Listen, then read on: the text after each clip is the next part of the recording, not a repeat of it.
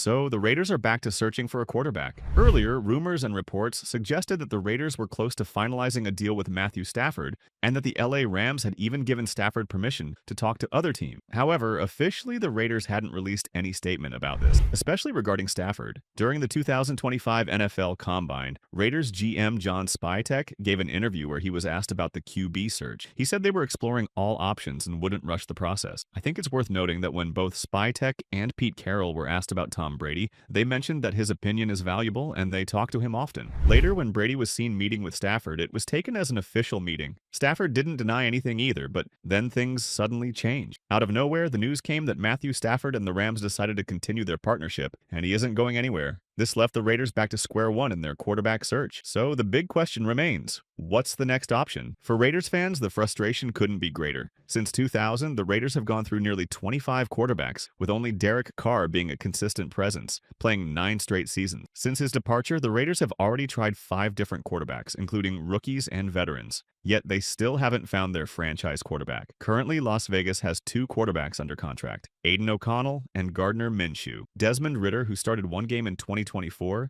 is a restricted free agent. Minshew went 2-7 as a starter last season, throwing more interceptions, 10 than touchdowns, 9. O'Connell had a slightly better performance, throwing twice as many touchdowns, 8 as interceptions, 4, but he only managed to win 2 of his 7 starts. Ridder appeared in 6 games, but lost his only start of the 2024 season. The search for a reliable QB continues. Even though the Raiders have quarterbacks on their roster, the front office is still actively searching for a new QB. If you carefully analyze the media talks of the newly appointed head coach and GM, it's clear their plan is focused on achieving immediate success. This likely means they are looking to bring in a veteran quarterback to provide the team with a significant upgrade this season. Most likely, the Raiders will release Gardner Minshew but retain Aiden O'Connell, with the goal of developing O'Connell under the guidance of a seasoned veteran quarterback. Reports confirm they won't be bringing back Desmond Ridder. That decision makes sense. Ridder was a project player from the Falcons, and his career trajectory seems uncertain. The Raiders are now looking for both a short-term and long-term answer at quarterback, and these 3 options reflect a smart approach: Russell Wilson, Sam Darnold, and Justin Fields. What's up, buddies? Welcome back. If you are new here, make sure you hit the subscribe button. We cover all AFC West news here on this channel. Looking at the team, you can see some clear patterns in their performance. Based on PFF grades, the Raiders are slightly better at pass blocking than run blocking. They rank 20th in the NFL for run blocking and 13th for pass blocking. This shows where the offense needs improvement, specifically in the run game. Adding youth and explosiveness to that part of their offense is critical. From the available options, Justin Fields would top of my list. He's young, raw, and brings phenomenal running ability to the table. His ability to open up plays with his legs is something we've seen before, and it's a game changer. While the Raiders don't yet have a full complement of offensive weapons, Fields could still provide immediate success. His ceiling is incredibly high, and even his floor with his mobility is solid. There's some risk, as his development could go either way,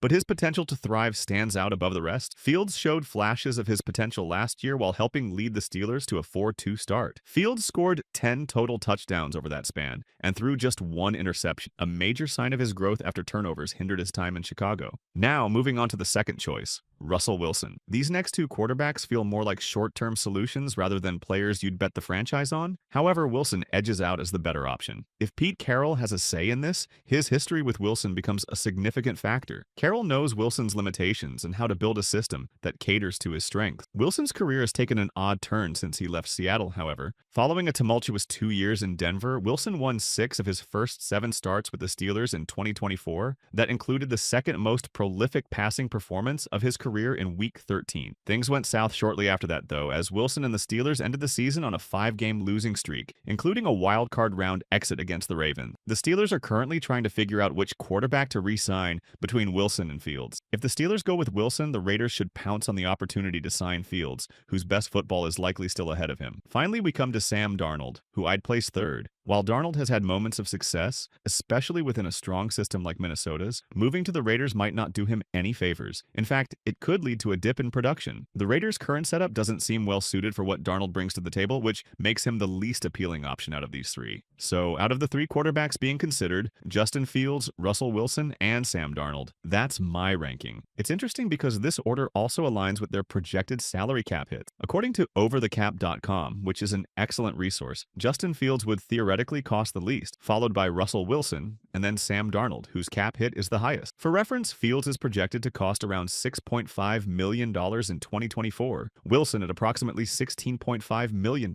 and Darnold's valuation jumps to $38.5 million.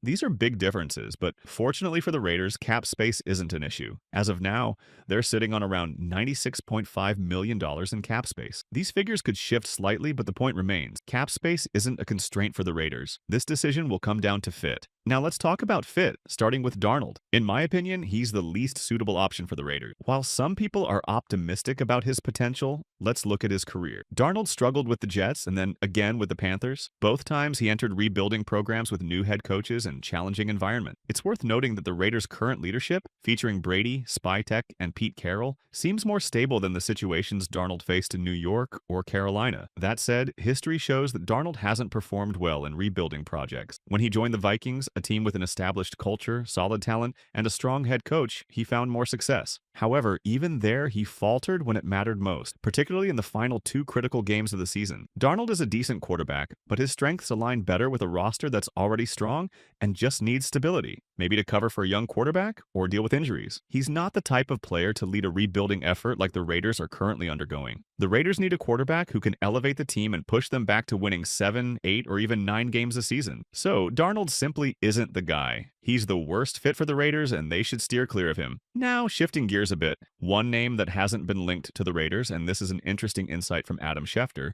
is Aaron Rodgers. Credit to the Raiders for avoiding that route because Rodgers would bring the same issues as Darnold, but on a larger scale. Rodgers, at this stage in his career, is focused on chasing titles and wins. He's not the kind of quarterback to help stabilize or rebuild a team. Rodgers wants to play his style of football, and he's unlikely to adapt to the Raiders' current needs or elevate the team as a whole. While Rodgers is undoubtedly a first-ballot Hall of Famer and one of the all-time greats, bringing him to Las Vegas wouldn't make sense for where the Raiders are right now. So, good call by the organization to avoid falling into that trap. This brings us to who I believe is the best fit, Russell Wilson. While Justin Fields offers a much higher ceiling, the Raiders are at a point where they need stability. Winning 8 to 10 games and competing for playoff berths has to be the immediate focus. This was one of Derek Carr's strengths during his tenure with the team. Carr wasn't an elite quarterback, but he provided consistency. He was a solid B quarterback, not a B+ or an A, but someone who could get the team into playoff contention. The Raiders made the playoffs twice with Carr, though one year he got injured, and the other ended with a loss to the Bengals. Wilson offers similar stability. At this point in his career, he's unlikely to lead a team to a Super Bowl, but he can provide the steady foundation needed to rebuild the Raiders' culture and winning mindset. This is a critical step. Look at teams like the Patriots in the late 90s and early 2000s. Before Bill Belichick and Tom Brady, they had coaches like Pete Carroll and Bill Parcells who helped stabilize the organization and build a core of talent. By the time Belichick and Brady took over, the team had already established a solid foundation. The Kansas City Chiefs are another example. They had Alex Smith and Andy Reid, along with a good amount of talent, before transitioning to Patrick Mahomes. The key was having the culture and infrastructure in place to support a young quarterback when the time was right. And, the Raiders aren't ready to invest heavily in a rookie quarterback at the top of this draft. With the hype around this class fading, trading up feels unnecessary. If a quarterback like Cam Ward or Shedeur Sanders falls into the right spot, they could take a chance. Otherwise, drafting the best player available, especially on offense or defense, makes more sense. One interesting scenario could involve drafting someone like Dylan Gabriel in the mid-rounds. Gabriel could offer leadership and development potential behind Russell Wilson. Gabriel's skill set mirrors players like Wilson and even Tom Brady early in their careers, focusing on steady improvement and culture building. In conclusion, Sam Darnold isn't the right fit, while Wilson provides stability and Fields offers a high upside alternative. So, what do you think, guys? Who should be the top choice of the Raiders?